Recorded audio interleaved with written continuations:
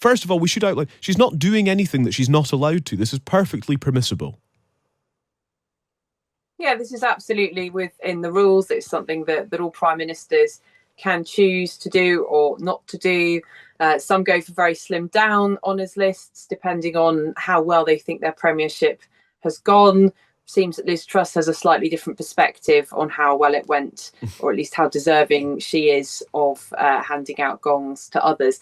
I guess the counterpoint from some people is that there are a lot of people who did work very hard around her, who perhaps you might regard that they were let down by her. I think she probably thinks that lots of people around her let her down.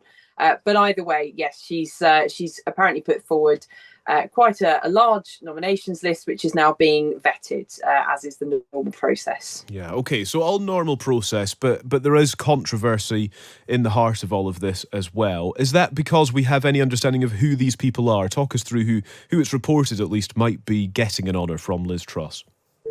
Well, some people won't be getting an honour because they don't want one from her. The Times reported this morning that at least 2 people had turned it down because they would see it as humiliating to have a gong that was associated with Truss's premiership. You can understand that it might not actually be a massive boost to your CV to have that on it. But there are others such as Ruth Porter, who was one of her key aides, who's also actually, to be fair, been around in the Westminster ecosystem for a very long time, worked for lots of think tanks, worked for lots of other ministers.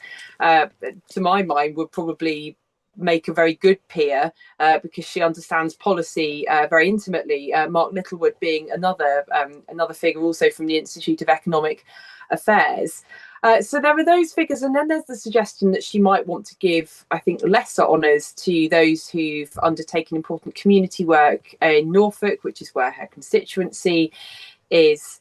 I think what's particularly controversial about this is not so much the names on the list. That was very much the issue at stake when Boris Johnson had his nominations with very young peers who it wasn't entirely clear why they should be in the House of Lords.